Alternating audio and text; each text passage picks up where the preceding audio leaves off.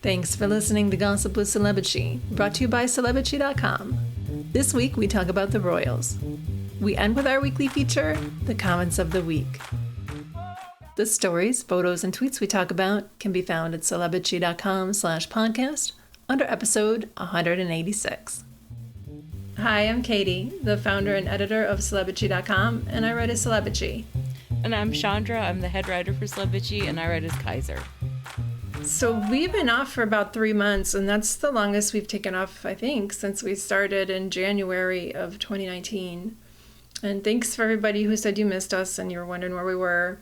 I've just been kind of trying to adjust to the fascism and just not wanting to engage with it and trying to figure out how to protect my peace, basically. And so I've just been not looking at my phone. I've been keeping my phone in the living room while I'm in the bedroom and just not looking at it while I'm watching TV and just trying to put boundaries around everything so I don't pay attention as much because it's really upsetting.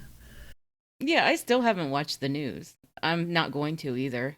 I mean, I read the news. I read various articles and stuff, and I look at the headlines and follow that kind of stuff. But, like, I'm not turning on MSNBC. I'm not watching the evening news. Like, fuck those people. Fuck all of them. I'm not listening to NPR either. I used to listen to NPR a lot. I'm not scrolling on my phone. And plus, it really seems like the internet is broken. Like, it's half AI, and a lot of it is lies, and it's all about engagement. For me, I have my own little pockets of interest where it's fun.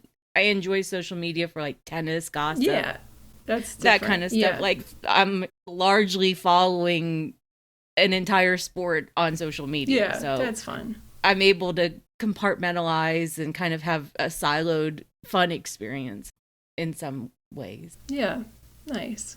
I do this thing where I've been doing diamond painting. It's like these little kits you get at Michael's, and you take tiny, sparkly pieces of different colored diamonds. It's like a paint by numbers thing. So I've been doing that, and I've made a bunch of coasters and a bunch of bookmarks. It's kind of fun.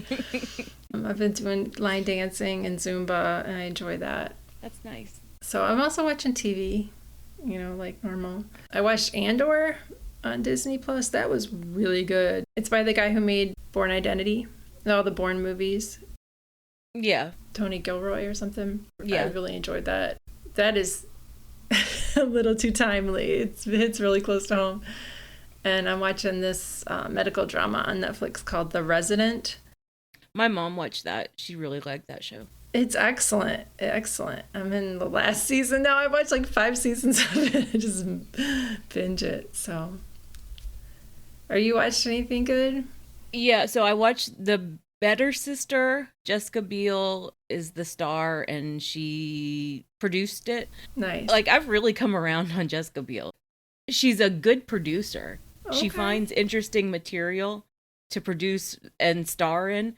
I really liked her in the miniseries, but Elizabeth Banks was the real standout. I really liked that Biel gave Elizabeth Banks the showy part. I think Elizabeth Banks is going to get nominated for awards for that part. And yeah, it was just good. It could have been shorter. It was 8 hours, like an 8-part hour-long miniseries. Oh, okay. And it could have been like 6. I think it could have still told a really good story in 6 hours. That's true for a lot of series now, unfortunately. Yeah. Same with Andor. It was on Prime. Okay. But I enjoyed it, and I watched this British series called Ludwig. It's on BritBox, and it stars David Mitchell, and it is adorable. It's like just the first season. It came out last year. I think they call it like a cozy murder series. Or a cozy crime series, and it's not like in your face propaganda, and it's just really funny and charming in parts. He's great in it. Everyone's great in it. Nice. And then there's a PBS show that I've been watching called Patience, and it's another British crime drama. There are only 2 episodes so far. I think there's a 3rd one coming next week. It's great. Oh, cute. Nice. I watched Echo Valley with Julianne Moore and Sydney Sweeney. Great acting. I wouldn't recommend it. It's just a movie on Apple TV. Okay. It's not the best. Julianne's great in it. She's great in everything. Oh, I forgot. We're both watching Murderbot. Oh, yeah. We're both watching Murderbot. The episodes are way They're too like short. 5 minutes. You watch them, it's like done. It's so good. The show is so good. It's really great. That is my only complaint. The episodes should be like 40 minutes long. Yeah, they should be longer than they are. Sometimes I think they're 40 minutes, but they seem shorter than that. But yeah, they're like 27 minutes at most. Okay, all right. But they're very short. But it's cute, and Alex Skarsgård is so good in it. I really like him. He is. And he's producing it, too. Oh, okay. And just before we came on air, not on air, but just before we recorded. Yeah, we're not live. Anna Wintour just stepped down as editor-in-chief of American Vogue. Shocking. Hopefully we'll get a little more gossip about that for tomorrow and figure out what's going on. Well, my first thought was Edward Enninful. He was really gunning for her job. And he got ousted, basically. His attempted coup did not work. So you think he's doing a coup? So he's the head of the British Vogue, right? All I know about him is that he's been a bitch to Meghan recently, and he's sucking up to Charles. Yeah, he sucked up to Charles, but it didn't work because Enninful is still on the way out.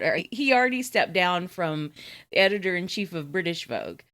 And now he has like some kind of vague position with Vogue International. He's not really in an editorial position. I'm not really clear. I think it's a downgraded position because his coup failed. Okay. But like, who else could really take over? So are they going to like bring in Enninful for the American Vogue? I don't know. They might have somebody. Maybe she's been training her replacement. Could be. I mean, that is a very Anna Wintour thing to do, is train her replacement. We'll see. Some British bitch, probably. Just saying. It would be great to have like an actual American editor of American Vogue. You know what just occurred to me? Anna Wintour is currently in Venice for the Bezos Sanchez wedding. Ugh. And she's probably going to have to put the wedding in Vogue or even on the cover. You know Lauren Sanchez is going to wear the trashiest shit. Uh-huh. It's going to be like apparently 100,000 plus dress that looks like showgirl the tackiest escapades. Yep. Apparently, this is what People magazine said, that Anna Wintour begged her to wear something really conservative from Oscar de la Renta. I was thinking that's not Lauren Sanchez's style at all. She's going to go like Dolce & Gabbana, tits out, lace, like a Virgin Madonna era stuff, you know? It's going to be trashy. All right, let's talk about the royals. So all of Meghan's Confessions of a Female Founder podcasts have been released by this point, and we've listened to them, and that was really good. I enjoyed that more than I thought I would, because sometimes I'm like, oh, I gotta listen to this for my job, whatever it is, but I learned some things, and I really liked the stories from the female founders. I especially liked Jamie Kern Lima and how hard she worked to get her business off the ground, and I like the Highbrow Hippie and the Fig founders. Their stories were really good. I've been reading your coverage, and you liked them too, right? Yeah, I loved them. I liked the Confessions podcast so much more than Archetypes. Yeah, me too. I thought this was such a simplified concept of like, here, I'm going to just talk to a female founder every episode. And the conversations flowed a lot better. It was a lot more give and take of this is what I learned and this is how I did this thing. It was educational. It was inspirational. It was great. Yeah, it was good to listen to. And I like Tina Knowles too. That was a great bonus episode that she had. And I wondered if she was already airing the podcast and then Beyonce's mom called her and was like, oh, I would like to talk to you, you know? I wonder how that happened. Yeah, that's exactly what happened. Like the episodes had already started coming out and Tina Knowles got in touch. And we're not going to get another podcast from Meghan for a while. At least that's what she said. She doesn't want to get spread thin like her jam, like she was saying. And we've tasted her raspberry jam since we recorded, and her raspberry spread, I should say. That shit was so good. I'm mad that it was so good because I can't get it. Like, I only got one jar, and I was eating it out of the jar and trying to make it last, but not very long. And I couldn't order it again in the next drop. I know. I was kicking myself that I didn't get multiple jars. But I did get 2 jars of the apricot spread in Meghan's last drop. I know that's going to be good. Like, even though I'm not a huge apricot person, I know it's going to be good. Yeah, I'm not into apricot. It'll probably taste good. I only ordered one. And the reason why I ordered one was because if it's good and I ordered 2, it's still just 2 I have. Like, you know what I mean? And then I'm like more addicted to it and I can't get it. I'll make a confession right here. I have just a tiny little bit of raspberry left, and I'm like saving it for a special occasion. Oh my gosh. How would you save it? I just ate the crap out of mine. I put it in the refrigerator and I'm like, Put it in the bag. Behind the capers and the olives. Yeah, I didn't get a tracking number for that yet, but one of my friends, Michelle, she's on our Celebrity Zoom, she ordered the flour sprinkles and she got them already. Yeah, I've seen some social media posts that people have gotten it really quickly this time around. It took me like 8 or 9 days to get my AsEver package the last time. So. Yeah, about a week. I imagine that California people probably get it a lot sooner. She's in Virginia like us. I think she's in Northern Virginia. But it's probably just because she only ordered the flour sprinkles and maybe they had those more readily available or they were quicker to ship or something. Could be. But AsEver is also coming out with a rosé wine, and you know that's going to sell out in about 10 minutes. And that's being released on July 1st. So, which is Diana's birthday. Oh, yeah. Like they care about Diana now.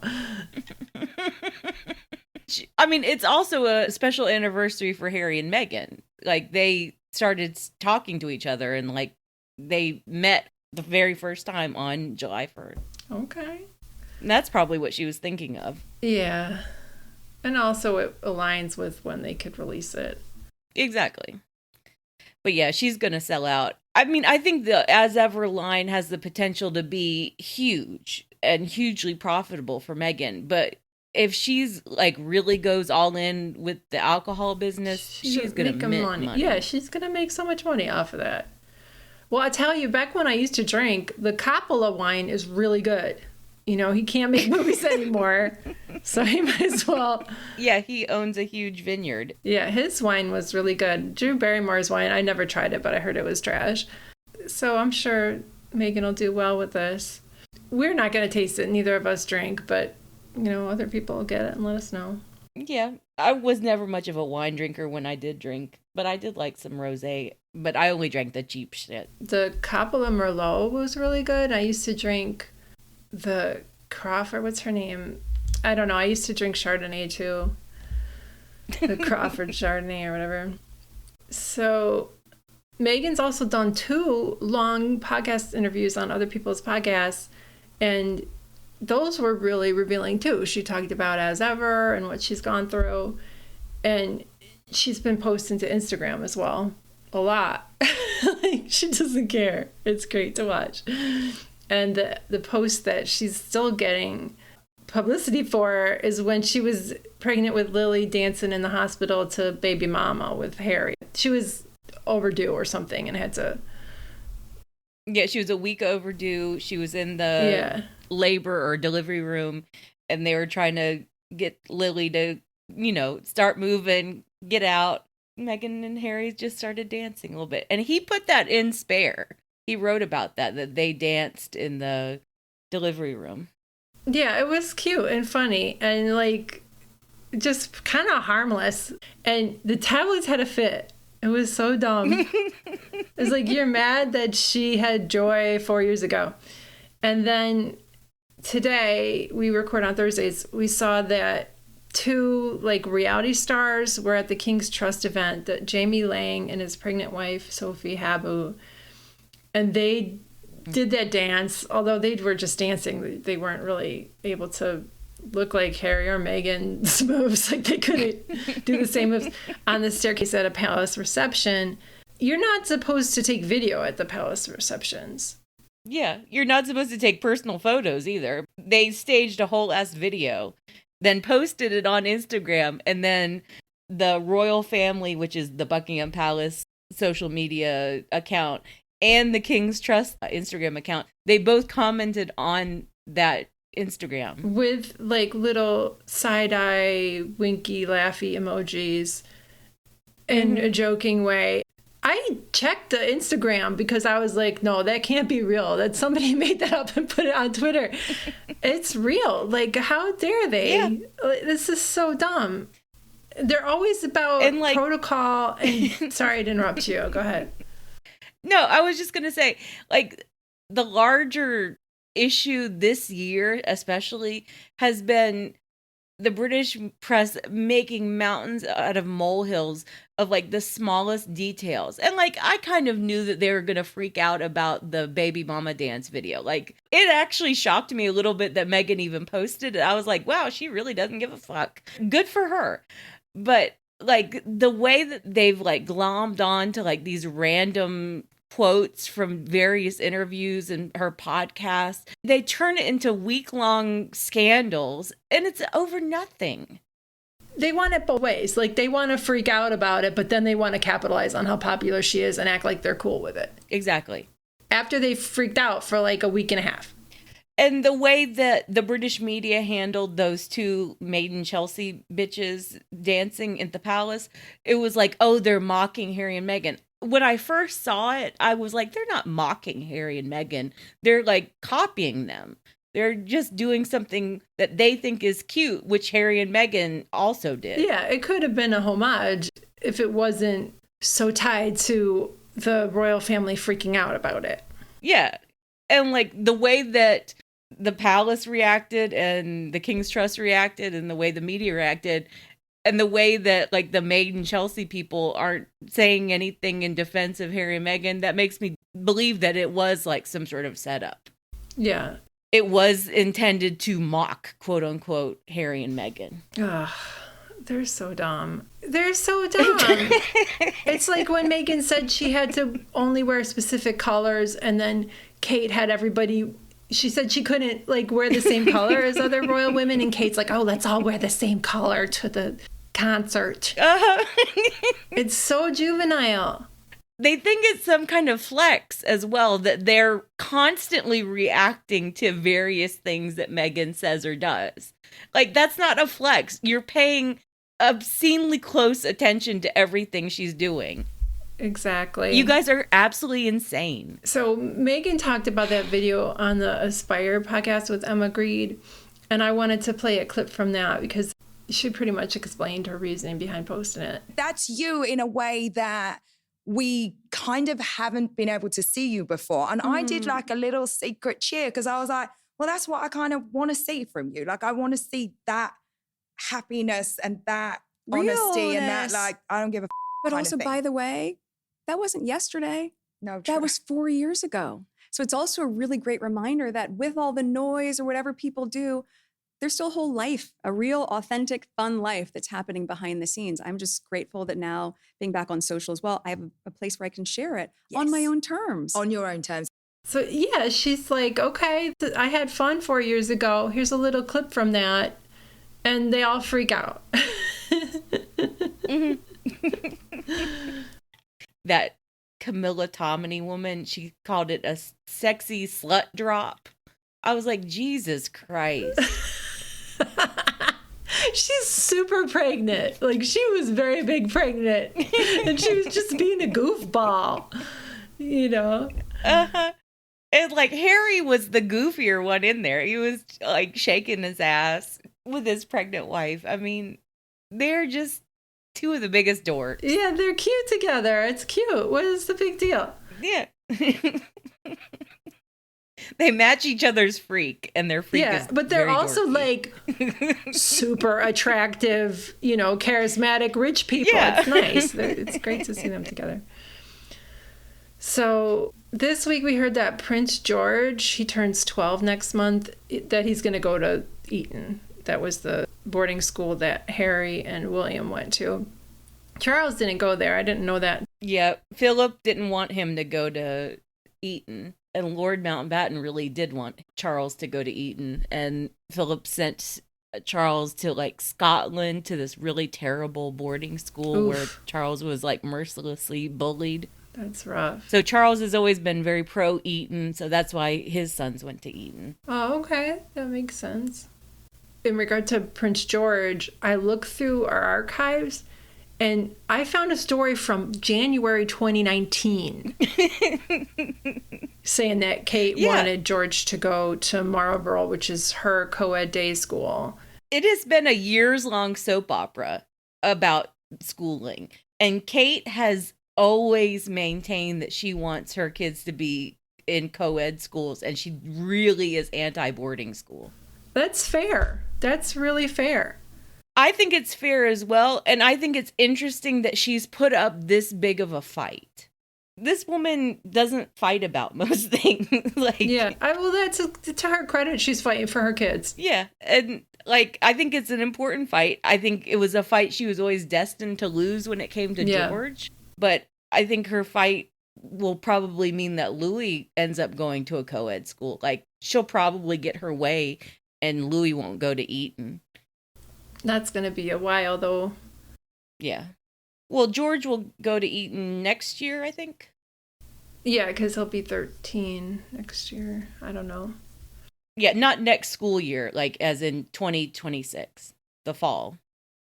So last weekend, they had the Royal Ascot horse races, and that's considered the biggest social event of the year for the British aristocracy.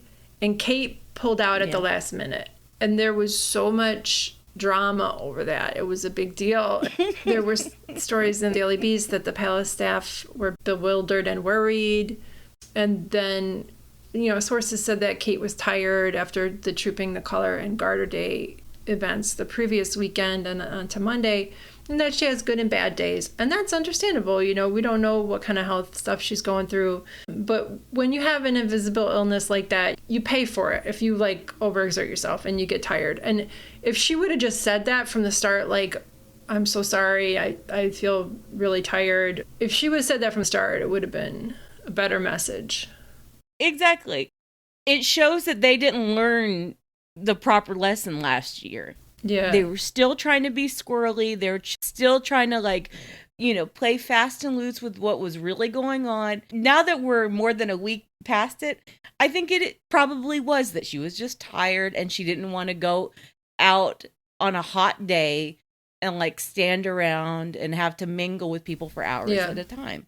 So, okay, fair enough. But just say that. Just say that you're really tired and you couldn't handle the heat. There were stories that she disrespected the king. They dragged up some old negative stories about her. About how she was lazy and the old queen told her to get a job when... You were like, ooh, somebody's not happy with her. But she's supposedly planning to go to Wimbledon, and that's June 30th to July 13th, although she usually goes at the end, right, during the finals. Yeah. In 2023, she went towards the beginning because Roger Federer came. Oh, yeah. He came for a day. She was fawning all over him, right? Yeah, exactly. And all of the... Yeah, and the Telegraph and the Daily Mail, they were all writing stories about, Kate and Roger, they were flirting with each other. No, they weren't. Roger was just sitting there and Kate was throwing herself at him. I don't know if she has any other mode because, she always smiles and acts over exaggerated for the cameras. So, there's probably some of that going on. Yeah. But I don't know if Roger's going to come this year. So if he doesn't come, we probably won't see her until much later in the tournament. So Kate is covering Hello Magazine this week. The title on the cover says On Her Own Terms. And I went to go put that cover and the Us magazine cover with William and Harry on Instagram. And when you put that cover from Hello on Instagram, the aspect ratio reduces it to say On Her Own. They did that on purpose. The aspect ratio definitely cuts off terms. They really did that on purpose. And then the article talked about, how she's listened to her body and she's just got to, take care of her health, basically, and not be a people pleaser, quote. I had 2 tweets that went like really viral. One was the Hello cover, and then one was the Rebecca English Daily Mail exclusive of how Kate is, lucky to have survived, but she's still going to make it to Wimbledon. And even Republic was retweeting that. It's been one of those weeks where everything feels like it's turned on Kate, and I'm sure she'll come back because she always does. But there have been a few times in the past few years where Buckingham Palace really turns on her and the press really turns on her. They're like, no, bitch, get out of bed. You're lazy. I think what's happening is William isn't protecting her anymore. That's true. And she's making Charles mad. And we saw that with her mom. When her mom's business failed, there were so many stories about it. And then all of a sudden the Middletons came back. And it was so clear that the royal establishment wasn't protecting the Middletons. Kate. Yes, sorry, go ahead. And I think that's another aspect to this whole week-long storyline of what the fuck is going on with Kate? It has been so the Middletons don't have any power anymore. And, they can't offer the Middleton headquarters view of Kate is just fine. So William is controlling more of the narrative about Kate. And he's obviously fine with kind of throwing her to the wolves every now and then. And she could legit be sick, but for some reason that is not getting out there. And it's a little bit like The Boy Who Cried Wolf as well. Yeah. Because they treat her with such kid gloves over anything and nothing. She very well could have had a serious health setback, or she could have just felt really bad on the day. And people just don't believe it because the way she's been treated for past few years.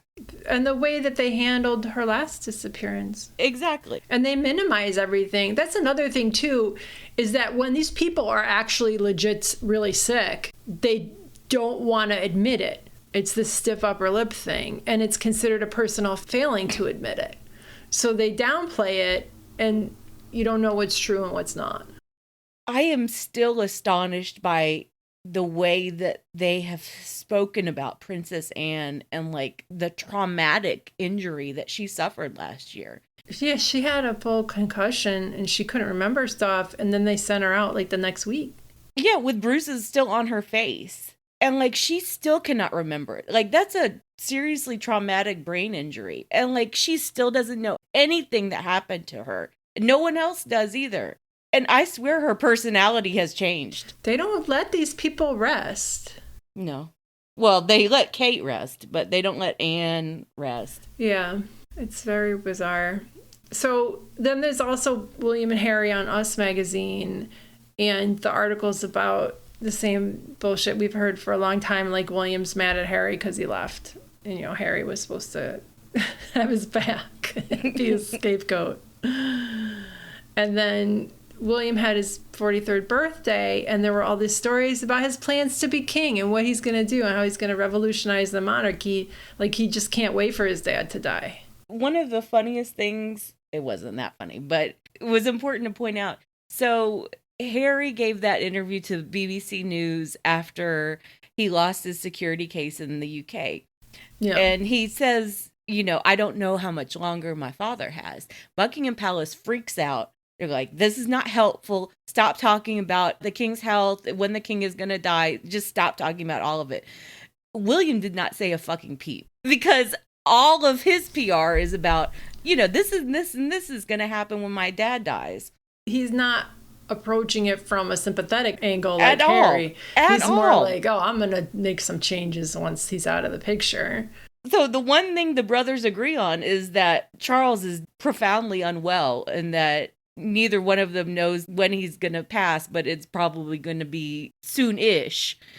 And William is plotting for his kingship, and Harry's like, no, I really want reconciliation before my dad dies. I hope he rallies and lasts 15 more years. I really do. It would be great if Charles lives a long time, Yeah, I'd like him to survive for a few more years at least. All right, let's move on to the comments of the week. And my comment of the week is just a simple one. So there are all these premieres for Jurassic World Rebirth, which I hate that title. And it stars Scarlett Johansson, Mahershala Ali, and Jonathan Bailey. They're the three big stars. And every time Scarlett and Jonathan Bailey see each other, they are like making out fully on the red carpet. It's so clear that they adore each other. Yeah. I think every female co-star that Jonathan Bailey has, they love him to pieces. Aw. And so my comment of the week is from the post about how people are obsessed with Scarlett and Jonathan making out. Lover says, I would kiss Jonathan Bailey at every opportunity too. Scarlett, she's just like us. Aw. Those pictures are cute of them together. I would kiss him too. And her husband doesn't seem to mind. I mean, he's right there on the red carpet with her too, so. Well, I mean, I think husbands have to respect when their wives have a gay bestie. Yeah. I'll watch that trash movie. I don't know if I'll see it in the theater. I saw the last one in the theater, though. I have not seen any of the reboots. Any of them. I tried to watch one of the Chris Pratt ones, and I was like, you know what? Never mind. I think I've seen them all in the theater. I saw all the Jurassic Park ones, like Jeff Goldblum. Oh, yeah? And... Oh, you're younger than me, that's why, yeah. But, all right, my comment of the week is on the post today with some of the arrivals at the Sanchez and Bezos wedding in Venice. Like, you started that story off by saying, like, how much Botox and plastic surgery there was concentrated all in Venice. So Henny Penny said, more than anything else, this wedding has convinced me that we're living in a simulation based on DC Comics, except we only get the villains. And I like that because she was so specific and said it was DC. Because you know it's DC. They have the budget villains. But yeah. I mean, Lauren Sanchez, yeah, I can't wait to see the wedding dress, honestly, because I feel like it's going to be the tackiest thing I've ever seen in my life. It will.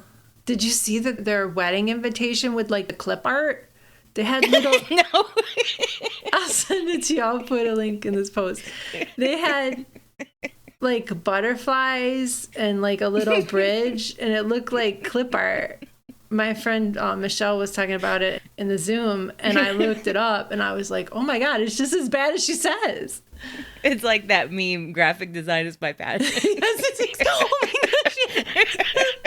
It's totally that. I was like, oh, you know she put that together. And you know, and she has kids, like young adult kids. You know she didn't get any help with it.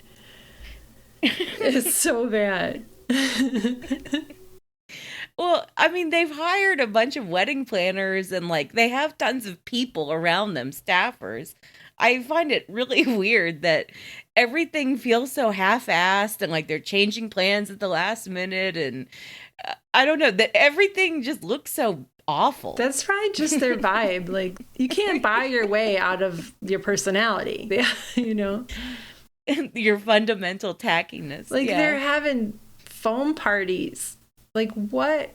Like, I wonder if they scratch their corneas. You know how like everybody gets their cornea? Like, and the Kourou is one of the biggest, most expensive yachts in the world. And they're like having this tacky foam party. Oh, I watched the Poop Cruise on Netflix. That was excellent. I highly recommend that. It's a tight little hour documentary. They had a ton of footage from the cruise. It was great. Very entertaining. All right. Well, thanks for listening, bitches. Thanks, bitches.